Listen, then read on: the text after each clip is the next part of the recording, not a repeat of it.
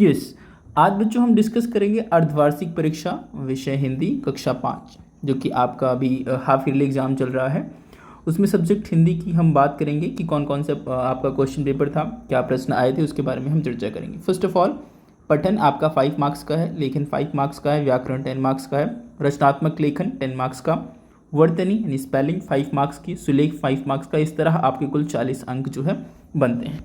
चलिए पहले पोर्शन पर आते हैं। पठन। निम्नलिखित अनुच्छेद को पढ़कर नीचे दिए गए प्रश्नों के उत्तर लिखिए। मेरा यह मतलब कदापि नहीं है कि विदेशी भाषाएं सीखनी ही नहीं चाहिए। आवश्यकता, अवसर और समय होने पर एक नहीं अनेक भाषाएं सीखकर ज्ञान प्राप्त करना चाहिए। ज्ञान कहीं भी मिलता हो उसे प्राप्त कर लेना चाहिए। अपनी भाषा को, उसके साहित्य को प्रधानता देनी चाहिए। अपना, अपने देश का, अपनी जाति का उपकार और कल्याण अपनी ही भाषा के साहित्य की उन्नति से हो सकता है। ज्ञान, विज्ञान, धर्म और राजनीति की भाषा सदैव लोक भाषा ही होनी चाहिए। प्रश्न 1, अनेक भाषाएं कब सीखनी चाहिए? तो यहाँ पर आप लिख सकते हैं आवश्यकता, अवसर और समय होने पर अनेक भाषाएं सीखनी चाहिए। आवश्यकता और आवश्यकता, अवसर एवं समय होने पर ठीक है, अनेक भाषाएं सीखनी चाहिए। अपनी भाषा और उसके साहित्य को प्रधानता क्यों देनी चाहिए? अपनी भाषा और साहित्य को प्रधानता देनी चाहिए क्योंकि अपनी भाषा, अपनी जाति और कल्याण अपनी ही भाषा के साहित्य की उन्नति से हो सकता है। तो यहाँ से लेके यहाँ तक आप इसको लिखेंगे। ठीक है, आगे चलते हैं। किन विषयों की भाषा लोक भाषा होनी चाहिए? तो यहाँ पर आप देख सकते हैं ज्ञान, विज्ञान, धर्म और राजनीति की भाषा सदैव लोक भाषा ही होनी चाहिए। तो यहाँ पर आप लिख सकते हैं ज्ञान, विज्ञान, धर्म और राजनीति की भाषा सदैव लोक भाषा ही होनी चाहिए। आगे चलते हैं। उपकार में कौन सा उपसर्ग है?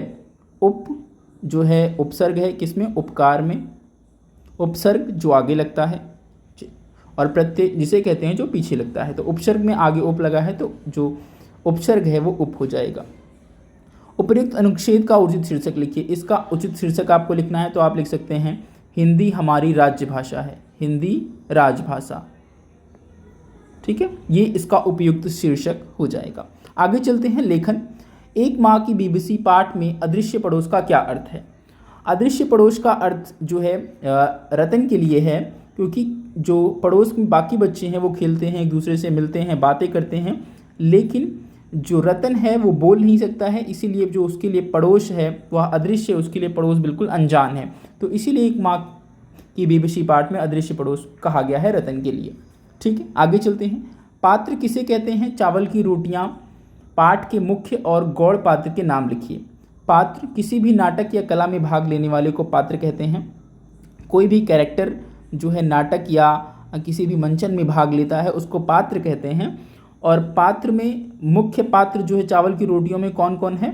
कोको जो है, कोको, मिमी और तिनशु, ये जो है मुख्य पात्र हैं।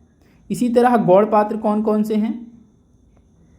नीनी, उबातुन, ये जो है गौड़ पात्र हैं। ठीक है, तो आपको मुख्य पात्र और गौड़ पात्र बताना था और ये बताना था कि पात्र किसे कहते हैं, कैरेक्टर क्या होता है किसी भी नाटक में।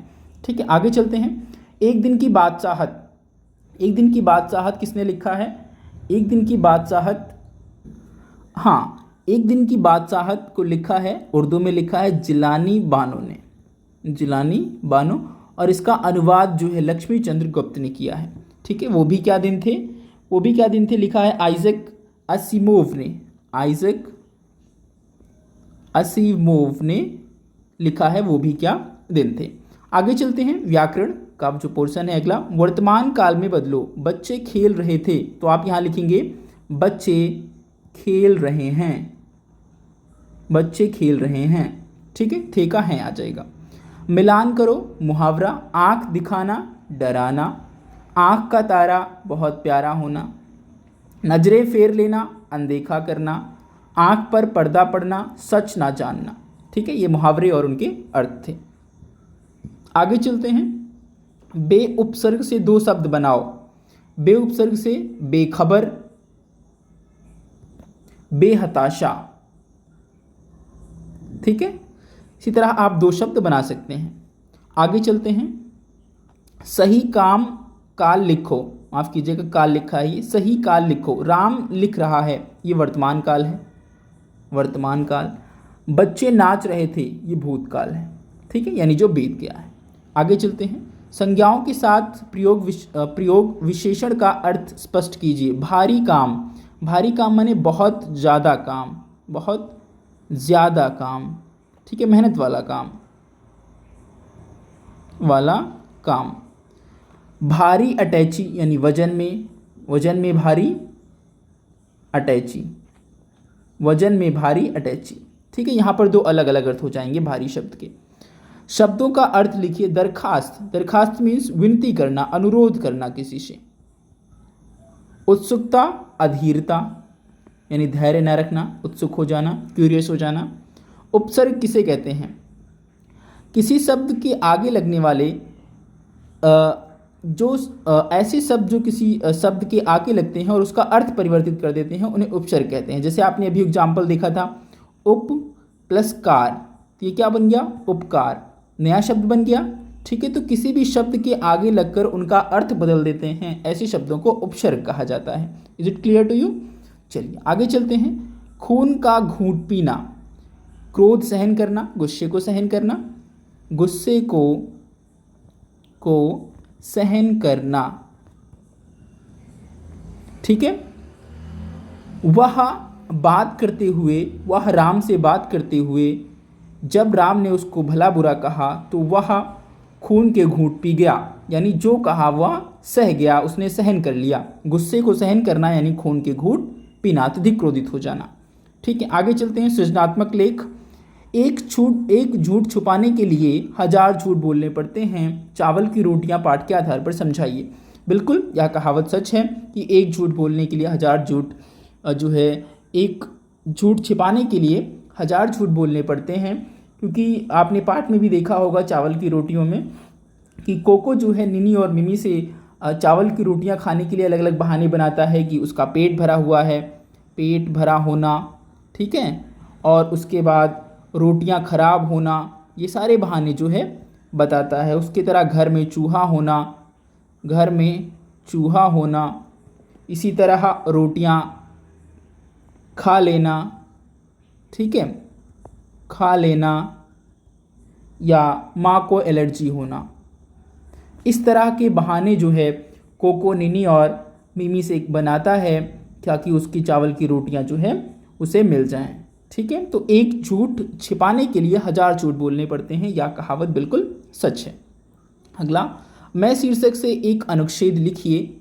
अपने स्वभाव, अच्छाइयों, कमियों, पसंद नापसंद के बारे में सोचो और लिखो।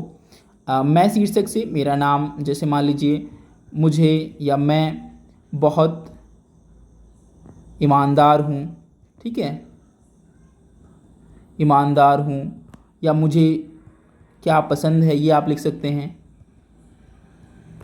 मैं खेलता हूँ, ठीक है,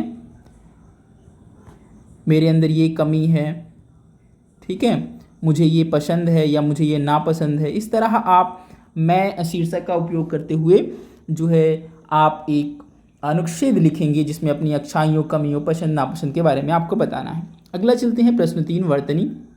स्पेलिंग्स आ गई। स्वादिष्ट, स्वादिष्ट कैसे लिखा जाएगा? स्वादिष्ट, ठीक है। भयभीत, बिल्कुल सही लिखा है, भयभीत। Post office, post office, of यहाँ लिए लग जाएगा, पोस्ट ऑफिस। शर्मिंदा, शर्मिंदा में चंद बिंदी नहीं आएगी, ये वाला बिंदी आएगी। स्त्रियां, स्त्रियां इस तरह लिखेंगे आप। खुशकिस्मती, खुशकिस्मती आप इस तरह लिखेंगे, ठीक है। इस तरह आपको वर्तनी यानी स्पेलिंग आपको ठीक करनी थी। आगे चलते हैं, पूरा कीजिए। गर्मा गर्म, तो यहाँ पर माँ आ जाएगा, ये वाला आ जाएगा। खुशबूदार, छोटा ऊ की मात्रा। अध्यापक, आधा ध या। महत्वपूर्ण, बड़ा ऊ की मात्रा, ठीक है। तो इस तरह आप इनको कंप्लीट करेंगे, इनको पूरा करेंगे। अगला है सुलेख। दिए गए अनुच्छेद को सुंदर अक्षरों में लिखिए। सुंदर सुंदर राइटिंग में आपको जो है ये जो हैंडराइटिंग दी है इसको आपको क्या करना है, लिखना है नीचे यहाँ पर जो स्पेस आपको दिया गया है। ये आपका 5 मार्क्स का होता है, तो इसको आपको जरूर पूरा करना है। चलिए, ये आपका हाफ ईयरली हिंदी का पेपर था। That's enough for this one. Thank you.